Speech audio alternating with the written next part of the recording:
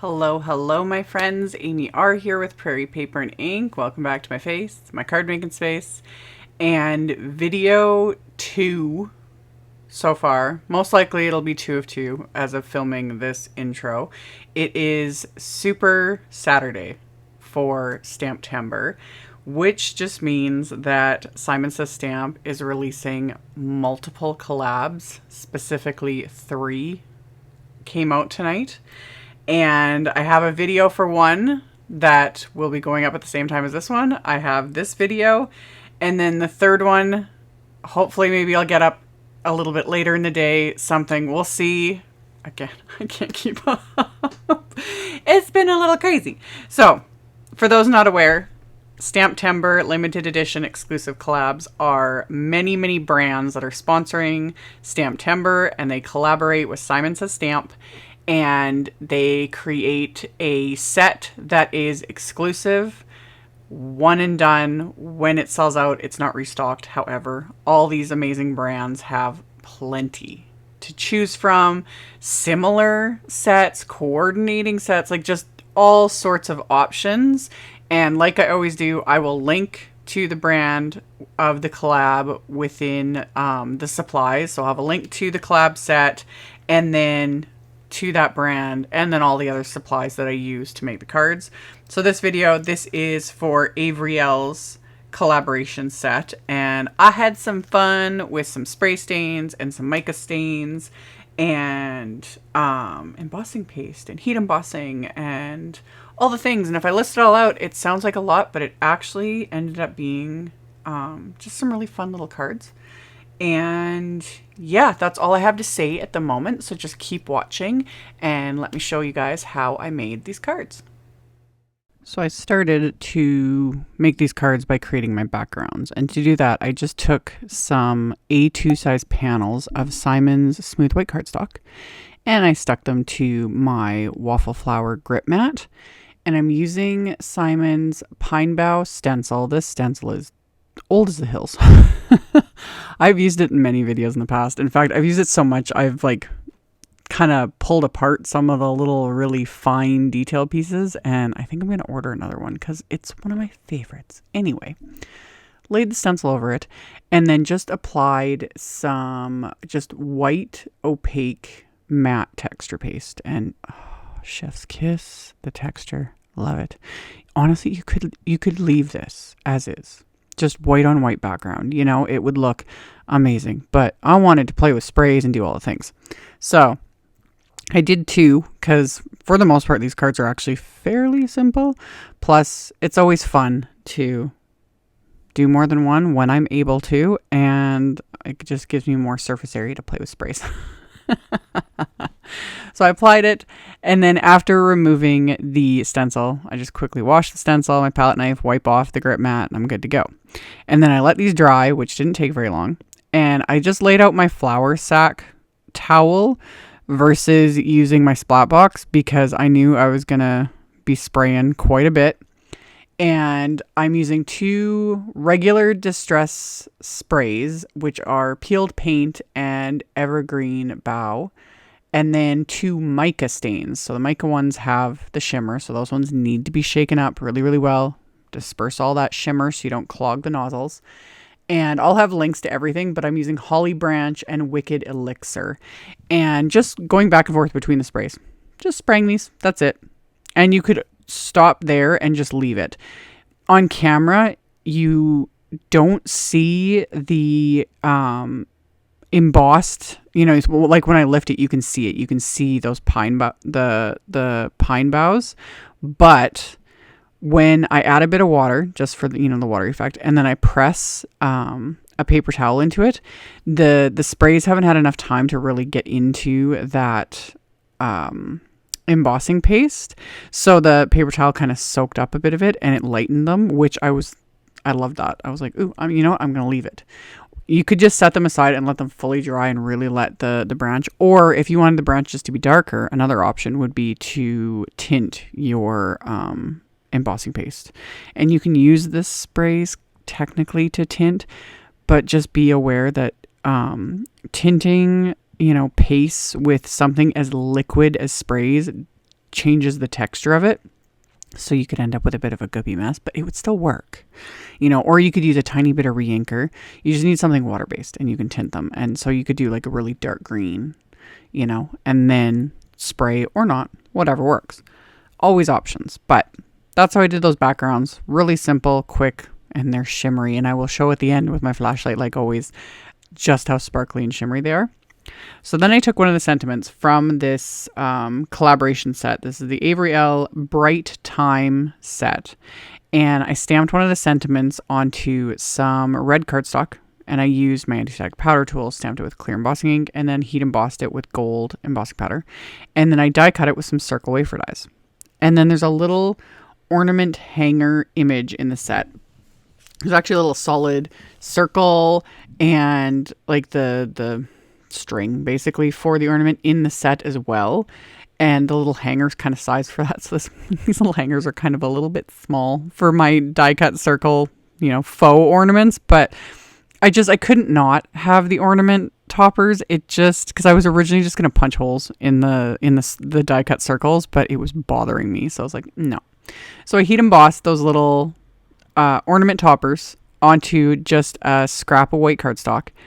And then I went through, I've got my drawer in here. I have a drawer that has all these random tools, you know, that we like never use anymore, but I ain't getting rid of them. Like my hole punch. This is a little tiny hole punch. It's like a 1/16 of an inch. I've had this thing probably 20 years. Like it's discolored. It's just an old Fisker's hole punch. I don't have a link for it, but just a little tiny hole punch.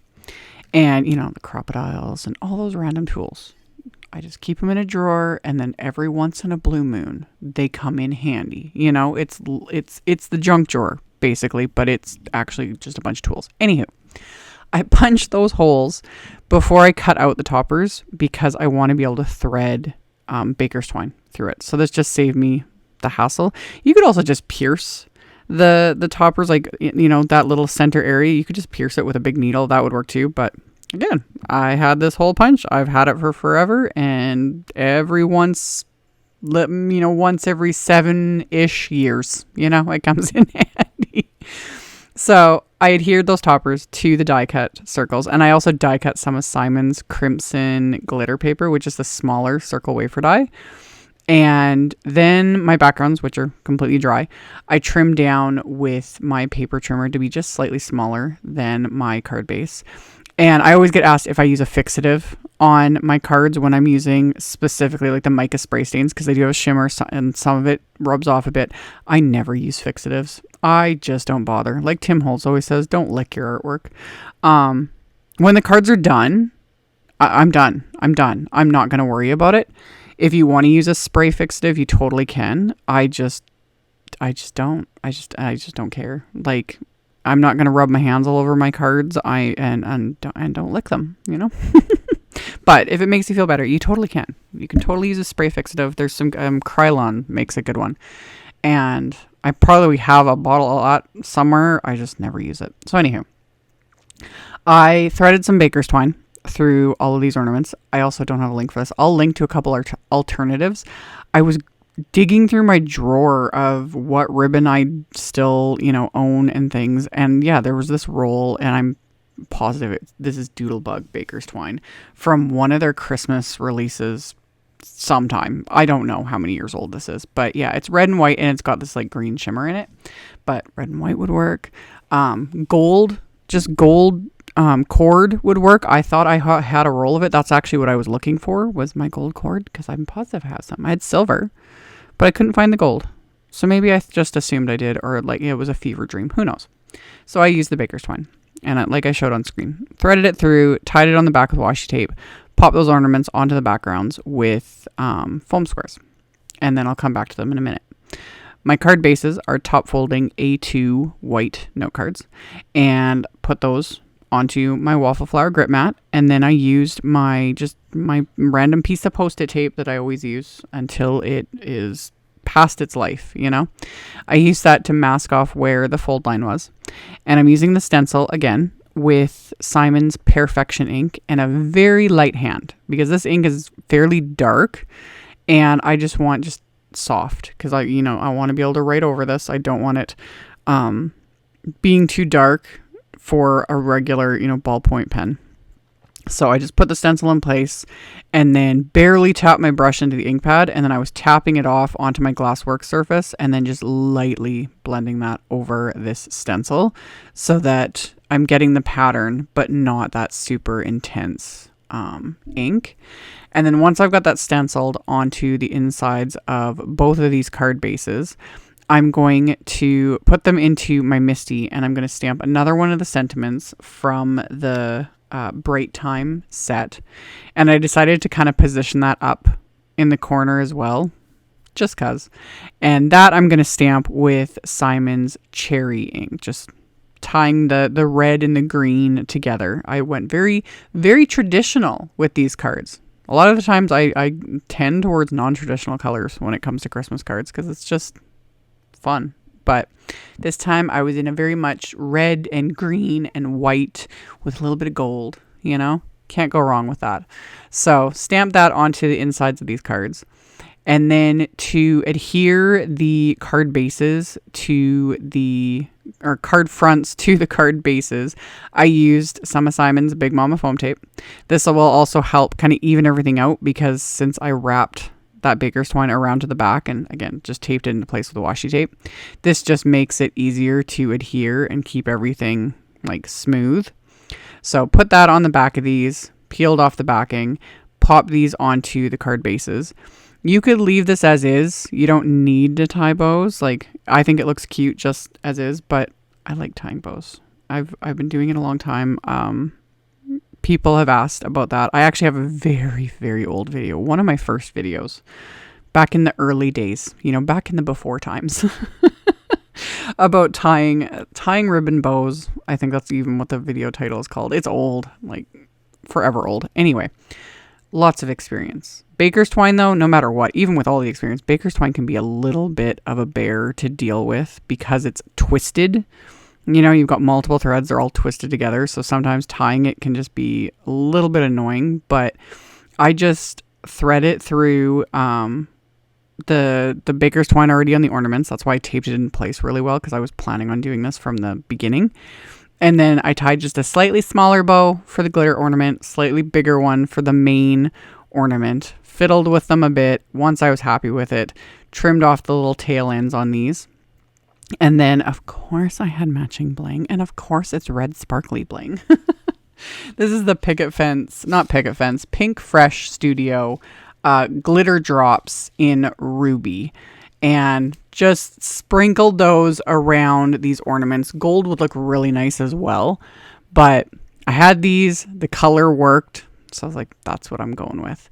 So I, positioned those where I wanted them on these cards and then just adhered them into place with little dabs of craft tacky glue. Just picking them up with my embellishment wand, little dab of glue, sticks it in place, and then I'll let them dry. And that finished off these cards. These are really fun to make. In the set, I like the like kind of handwritten look of the fonts. And I'm also kind of excited to see what the other makers come up with. It's so interesting to see the different takes on a set, and then the shimmer, can't go wrong between like the glitter cardstock and the bling, and then the shimmer, the mica sprays for somewhat simple-ish cards. The shimmer and the glitter, make up for it in my opinion.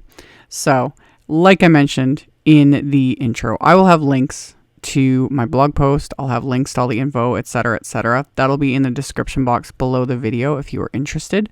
Thank you all so very much for taking the time to watch my videos, for thumbs upping and commenting. It helps a ton and I very, very much appreciate it. Subscribe if you haven't. I'd love to have you. And I'll see you all very soon in the next video. Bye.